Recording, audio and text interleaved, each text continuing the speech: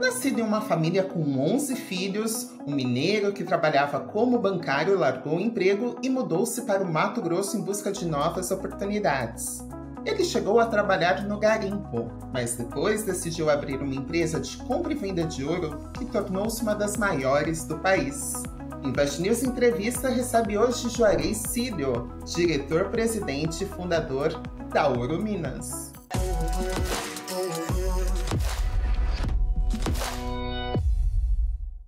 Juarez, seja muito bem-vindo.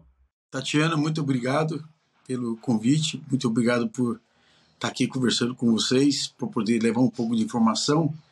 O que eu não souber eu posso enviar depois para as pessoas que acharem interessante, mas é sempre bom explicar um pouquinho de algumas coisas que às vezes as pessoas podem tirar algum proveito das coisas boas que você realizou na tua vida, né? Com certeza, é um prazer tê-lo aqui conosco. Juarez, como que nasceu a Ouro Minas? Bom, a Ouro Minas, ela nasceu no Mato Grosso. Há muitos anos atrás, em 1985, 83 por aí, na época existia a Caixa Econômica. A Caixa Econômica, nós comprávamos um ouro na região ali e vendíamos para a Caixa Econômica Federal. E a Caixa Econômica, durante um tempo, ela parou, ela foi paralisada de comprar e as empresas foram se organizando para comprar. E na época o imposto acabou ficando muito alto, que era o imposto sobre o ICM, né, na época. Então as DTVMs tinham imposto de 1% sobre, que chamava I1. No primeiro as comerciais era o I1, que era imposto único sobre minerais. Depois IOC, que era imposto sobre operações comerciais, que era 1%. Mas aí colocaram como mercadoria 18%, 15%, coisa assim. Aí se sentiu na obrigatoriedade de ter uma instituição financeira onde se poderia negociar no mercado financeiro, e também o custo era o imposto sobre operação financeira, que era o IOF. Então foi quando nós fomos para São Paulo e procuramos uma empresa e abrimos a Ouro Minas para continuar funcionando no mercado. Mas você é mineiro, mudou-se para o Paraná. Como que foi a sua trajetória até chegar em Mato Grosso? Bom, eu nasci em Ubá, Minas Gerais. É uma cidade, hoje é muito caracterizada por móveis, né? E na época lá, meu pai mexia com fumo. E meu pai, para Novos Horizontes, saiu de Ubá, Minas Gerais, com mais ou menos 7, 8 anos de idade. Eu fui para o Paraná. Moramos numa cidade chamada Uraí, uma pequena cidade, perto de Londrina. E ali nós fazíamos rapadura, fazia fumo, fumo de corda, né? Aquele fumo grotesco que na época funcionava muito. E meu pai também, ele tinha um alambique que fazia cachaça também. Então fazia essas coisas, vendia fumo, cachaça, rapadura. A gente estava sempre lidando ali. Deu um certo tempo, eu trabalhei no sítio e eu fui trabalhar como eu trabalhei no sítio, dificultava um pouco meus estudos, embora eu não gostava muito de estudar, mas dificultava. Aí eu peguei e fui trabalhar na cidade, consegui um emprego lá nas casas pernambucanas, fazia os pacotes, nas lojas pernambucanas, e depois da pernambucana eu consegui um emprego de boy no Banco Itaú, na agência 137 no Paraná. E trabalhei 2 anos praticamente no Banco Itaú. E nessa época a situação estava um pouco delicada, sabe? Então eu trabalhava no Banco Itaú, eu fazia baile à noite, que eu tinha um som, fazia bailes no sábado e no domingo, sempre estava fazendo alguma coisa. Se virava para conseguir dinheiro. Sim, sempre me virava. É engraçado que eu lembro até hoje que tudo que eu ganhava fazendo essas coisas, eu chegava, não era muito, mas eu dava metade para minha mãe e sobrava dinheiro ainda. Então, eu comprava um guarda-roupa, comprava alguma coisa, tal, mas sempre eu cuidei assim de reserva. Eu gostava de fazer essas reservas, ter cuidado com crédito, essas coisas. Eu sempre tive muito cuidado com isso. Aí foi quando um irmão meu, o Rogério, ele foi para o Mato Grosso, que surgiu uma notícia muito forte ali em Alta Floresta, Mato Grosso, sobre a questão do ouro ali. Chamou o Eldorado do Mato Grosso, que ele acha que desembocou o desenvolvimento financeiro do Mato Grosso, porque na época as empresas colonizadoras elas estavam colonizando o Mato Grosso, estava tendo ali no norte ali que tinha Sinop, o nome Sinop é uma colonizadora, Colíder é o nome de outra colonizadora, e Alto Floresta não, que chamava Indeco, a colonizadora de Alto Floresta. E essas pessoas iam para a região de Alto Floresta, eles pegavam o pessoal da Juquira é quem trabalha na roça, para levar, para desmatar, para poder fazer a Juquira. Mas chegando lá, era uma região muito rica em ouro. Então o que acontecia? As pessoas acabavam indo para os garimpos, tirar o ouro e sair um pouco da Juquira. Isso causou alguns conflitos na região ali. E esse meu irmão foi para lá. Ele foi para lá vender, Rogério, chama Rogério, foi para lá, levou fumo para vender, levou rapadura para vender, tipo assim, porque era ouro, achava que ia vender caro isso, né? Mas na verdade isso não acabou acontecendo. Acabou que ele conseguiu trabalhar com uma pessoa lá e ele sumiu durante um ano mais ou menos e ficamos procurando ele. Eu lembro que eu trabalhava no banco, fiz um financiamento e foi eu e o Robson procurar ele lá no Mato Grosso. O senhor fez o financiamento na época para quê exatamente? Para pagar a passagem de ônibus e hotel. Era muito caro na ocasião. Não, o preço devia ser igual hoje, que o dinheiro era pouco mesmo. Aí fomos lá para o Mato Grosso e encontramos o Rogério. Aí, na época, inclusive, ele estava trabalhando com o Eike Batista. Comprava ouro com a pessoa lá na região, lá para o Eike Batista, e entregava. Aí fui, voltei no Paraná, pedi a conta no banco. Eu gostava muito, que era o seu cardeal, embora já faleceu. Aí eu fui para o Mato Grosso. Aí nós começamos a trabalhar com a compra e venda, junto com o Eike Batista. Aí, depois disso, que nós fomos fundar a nossa própria empresa. Jogaís, naquela época o garimpo era um sonho de riqueza, né, para muitos trabalhadores que migravam de várias regiões do país. Nunca lhe passou pela cabeça em ser garimpeiro ao invés de comprar e vender ouro? Não, eu durante alguns dias, alguns meses, eu cheguei a garimpar também, lá no Mato Grosso. O meu irmão, esse que foi primeiro, ele foi um garimpeiro. Chegou a pensar assim, mas eu penso assim que na época eu pensava o seguinte, que quem mexe com a compra é muito complicado ele trabalhar na retirada, porque onde ele trabalha lá no garimpo toma muito tempo dele. Ou ele fica num lugar ou no outro. É muito difícil. Na época o senhor encontrou algum montante de ouro significativo, alguma pepita? Não, tinha pepitas, né? Que a época o ouro era muito virgem naquela região, né? Tinha ouro ali da Mogno, tinha ouro da Serrita, e vários lugares até hoje tem ouro ali.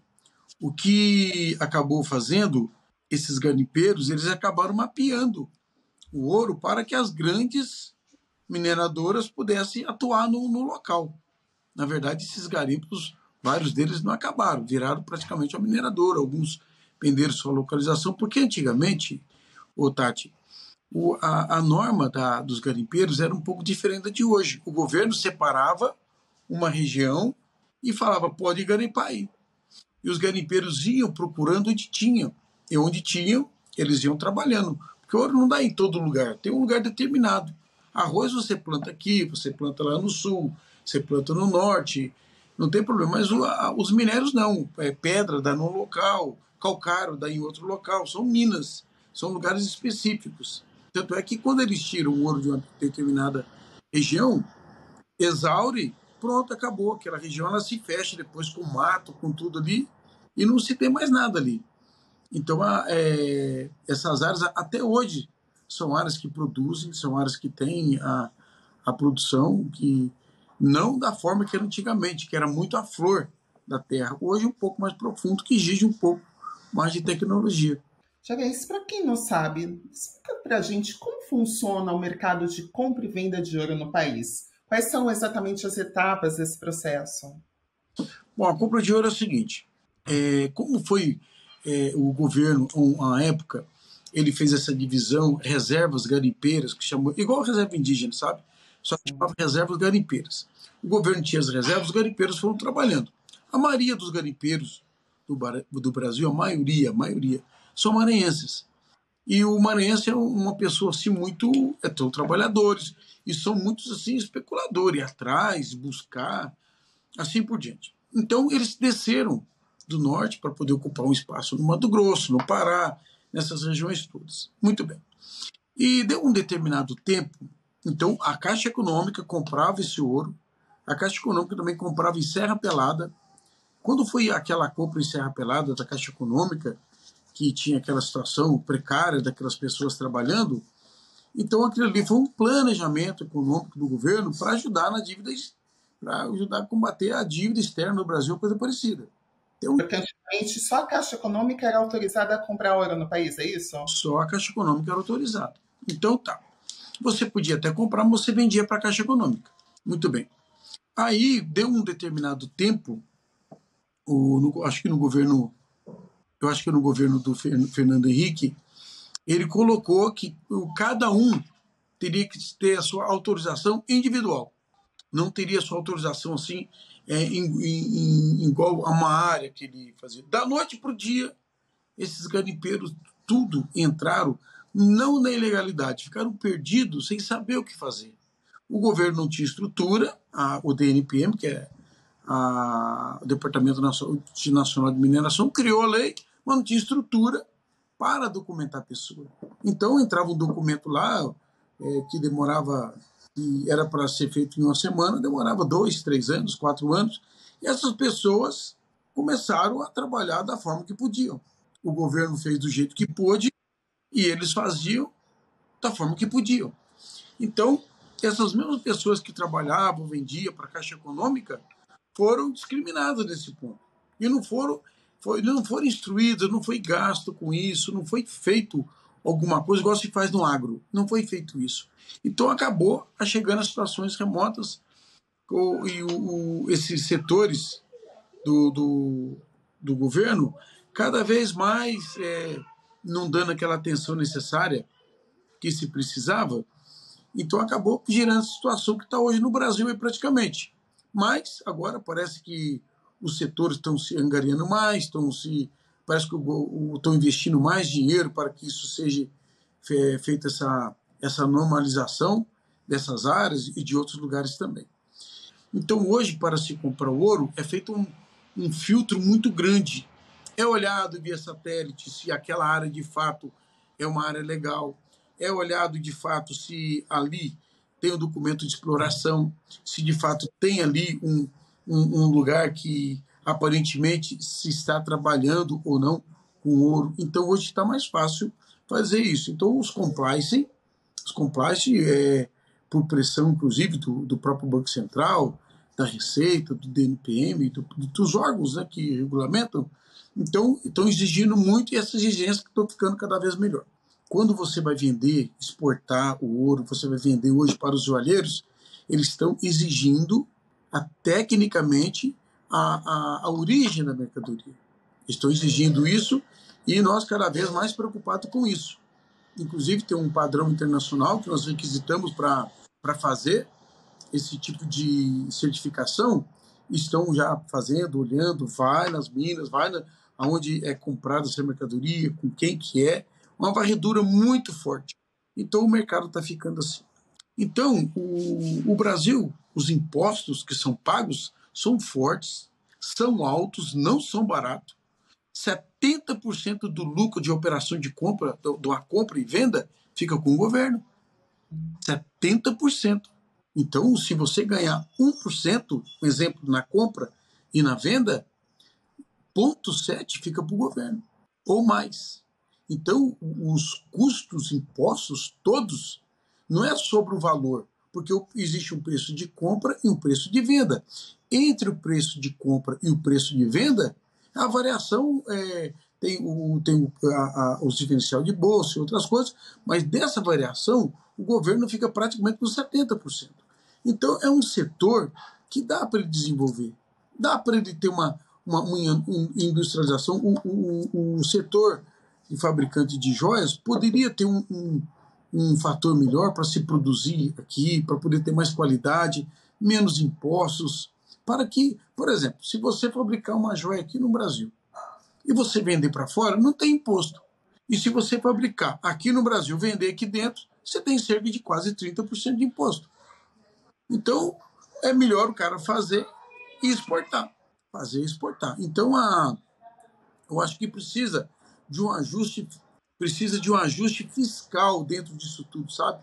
Um ajuste fiscal, um ajuste assim para ver, não pensar só em bater, pensar em ensinar um pouco também, olhar, orientar. Isso eu acho que ajudaria. O Brasil é um país que tem uma quantidade de terra, quantidade de mata, tudo isso muito grande, que dá para organizar tudo isso, sabe? Você vai ali na Espanha, por exemplo, a Espanha, quase metade dela é um deserto, praticamente.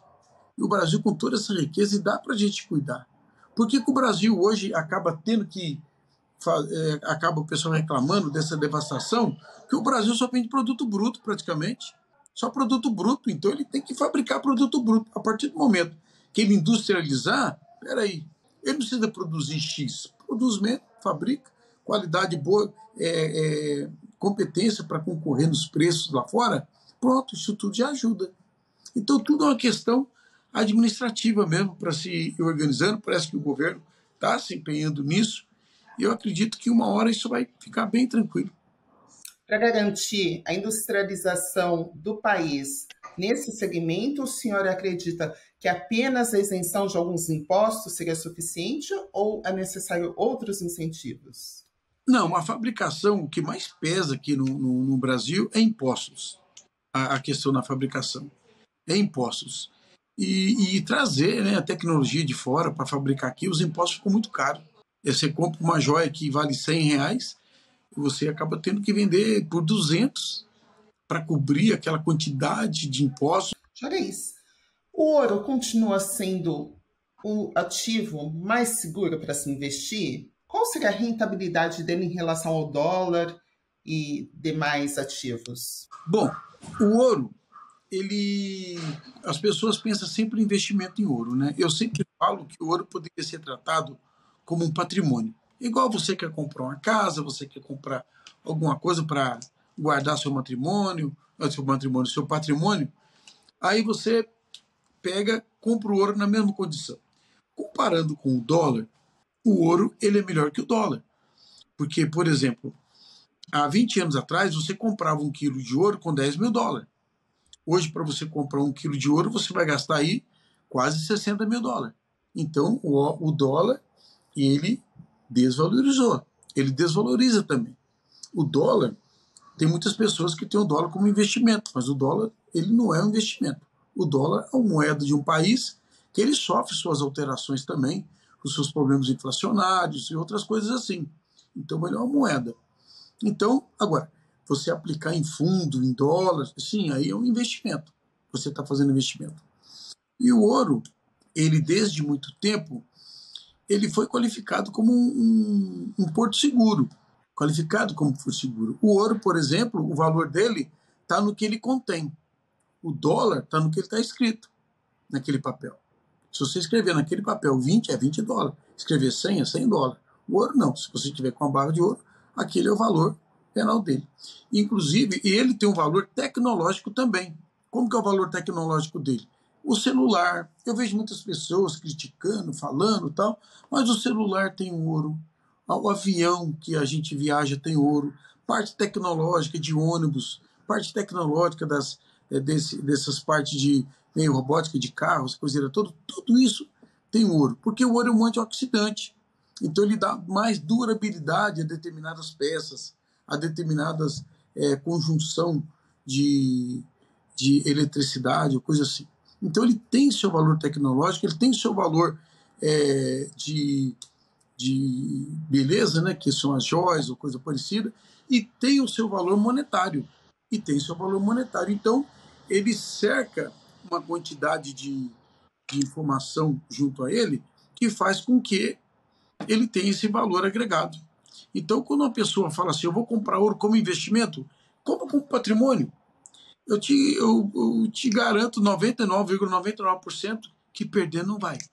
Porque às vezes o preço dele para porque as economias estão se equilibrando. Mas qualquer problema que elas tenham, as pessoas que têm medo do mercado, medo de qualquer coisa, já correm para o ouro.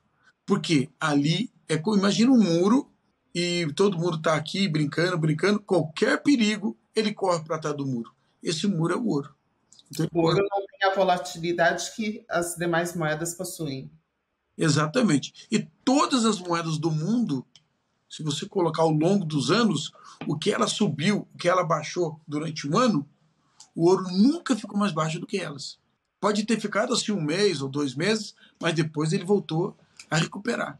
Mas se você colocar que uma moeda tem uma determinada valorização sobre as outras ou coisa assim, você vai ver que o ouro valorizou sobre ela também. Juarez, qual que é a reserva atual de ouro do Brasil e, em comparação às principais economias do mundo, como que está essa reserva?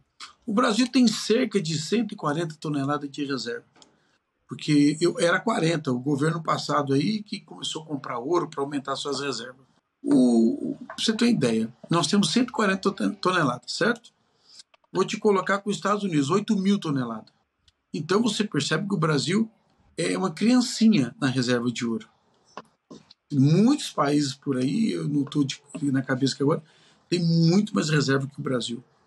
Inclusive o Peru. Então o Brasil, ele está cheio de regras, mas ele tem que ficar cheio de planos também, para a gente aumentar a nossa reserva de fato, aumentar mais a nossa reserva, aumentar mais a nossa condição produtiva e industrial. Então a nossa reserva, eu acho que ela é baixíssima. Pelo tamanho, pela potência do Brasil, é muito baixa.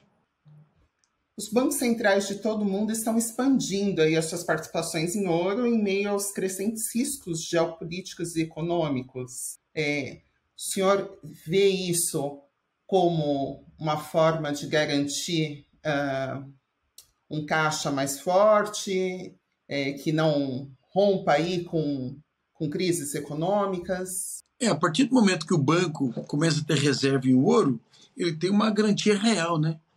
Porque ele pode ter título, pode ser que não receba.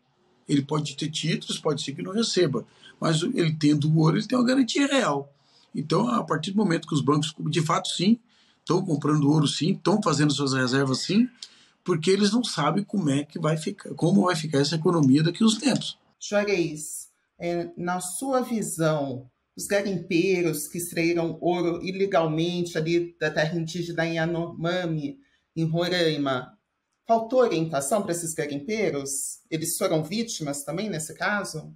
Não, eu não acho que foram vítimas. Eu não acho que sim, são vítimas. Eles estão correndo atrás de sustentabilidade da vida deles.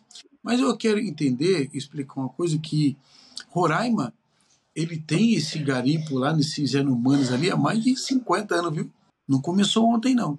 Então, correto não está, de forma nenhuma, não está correto. Tem que observar, de fato, o que acontece, procurar os órgãos, brigar pelos órgãos. Esse dia eu vi que o governo lá de Roraima estava brigando para poder ter a mineração de uma forma correta lá, tal, mas também levar as pauladas do outro lado.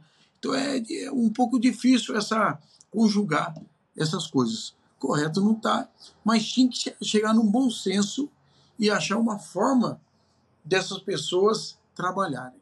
Enquanto não resolve a situação dos garimpeiros no país, o que se deve fazer?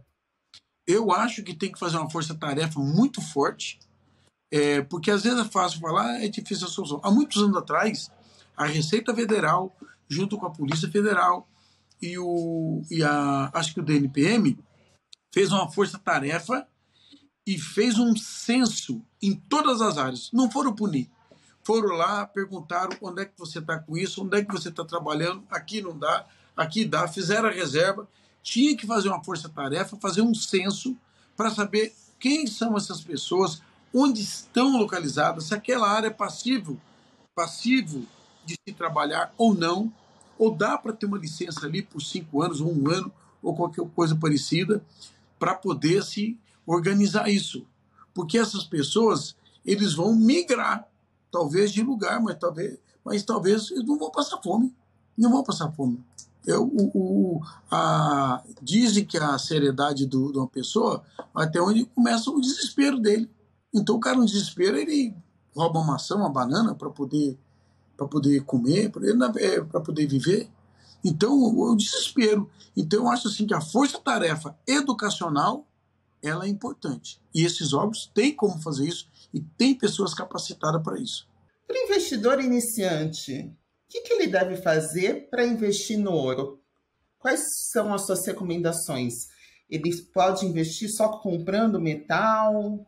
Lá no Ouro Minas, no site do Ouro Minas, é ourominas.com, ele vai entrar lá, ele pode comprar pelo sistema, ele vai receber na casa dele esse ouro com seguro, tudo certinho, ele vai fazer o cadastro dele, se for uma quantidade maior, vai ter que comprovar lá a capacidade financeira dele, que não é coisa complicada, e ele vai fazer a compra e vai receber na casa dele.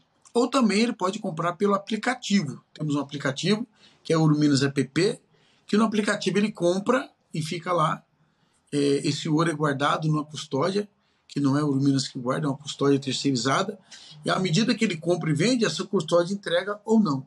Então, mas na verdade, ele acaba nem pegando no ouro, porque ele fica no aplicativo. Ele compra, se ele quiser vender, ele vende, o dinheiro cai na hora na conta dele também, e quando ele compra, sai da conta dele, ele já vira o crédito de ouro na hora no aplicativo também.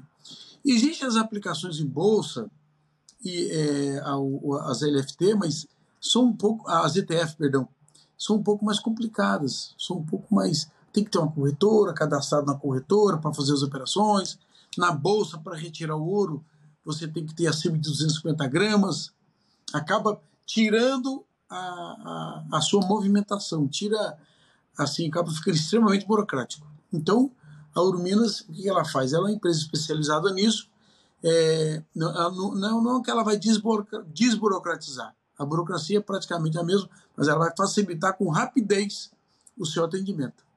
Ou seja, se eu quiser comprar 1 grama, eu consigo fazer essa compra? Sim, com certeza. Você vai ligar no Ouro Minas ou pelo aplicativo, e quando você compra pelo aplicativo e você uma hora fala, não, eu quero meu ouro. Quais as ações que a Ouro Minas possui para evitar a compra de ouro extraído ilegalmente? Nós pegamos assim tem um sistema no DNPM que você entra e você vê a qualificação, porque para uma pessoa ter uma área de produtivo de garimpo, não é tão simples assim também. É assim, ó, o cara, vamos falar de garimpo, tá? Ele tem a PLG, que é a permissão de lava garimpeira. Não é simplesmente a PLG. Ele tem que pegar uma LA, licença ambiental. Depois ele tem que pegar uma LI, que é a licença de instalação. Depois, a LO, que é uma licença operacional. Isso aqui, ó, a Ouro Minas tem de todos os clientes. Mas o órgão, talvez, ele não conseguiu fazer uma visita local para completar a licença. Ele deu todas as licenças. É a mesma coisa fazer vistoria de um carro aí de seguro, para seguro, mas não foi lá ver o carro. Então, os órgãos, eles deram as licenças para várias empresas e as empresas estão trabalhando, mas talvez a conferência não foi lá tão eficiente. Então, o que hoje a Ouro Minas faz hoje? Ela confere a PLG, ela confere como está a licença ambiental, ela confere o vencimento da licença de instalação e a licença operacional. A licença operacional é como se fosse você tirar uma carteira de motorista. Você faz o exame de vista, você faz o exame de técnico, aquela coisa, e no fim te dá a carteira de motorista, a CNH, não é? Então essa LO é como se fosse uma CNH do garimpeiro. LO, que é a licença operacional, ele está com licença para operar. Mesmo assim, o que a Ouro Minas tem feito agora? Ela tem um sistema que ela está via satélite, ela observa a área para ver se aquele polígono está batendo com a produção da pessoa. Porque para observar se de fato ali ele está tirando. Esses tempos atrás foi um questionamento muito grande das autoridades para ver se aquela região de fato existe indício de trabalhar com ouro ali, se tem algum maquinário trabalhando e tal, para que não seja uma área que está, embora está correta, tá toda a documentação, mas não tem indício de extração ou coisa parecida. Então hoje ela está há um bom tempo já ela vem fazendo isso de observar. Existem alguns sistemas que não são perfeitos ainda, não, que ela compra, paga para usar alguns sistemas aí, não são perfeitos ainda, para que possa tirar o máximo de informação possível daquela região, daquela licença da pessoa. Então, a Ouro Minas, ela tem o ISO 9001, ela tem o ISO 14000, ela tem o ISO 14001 e o ISO 45001. Gerais, muito obrigada pela sua participação no programa de hoje. Eu que agradeço vocês, tá? É muito bom a gente poder compartilhar um pouco de informação. Invest News Entrevista vai ficando por aqui. Até a próxima, pessoal!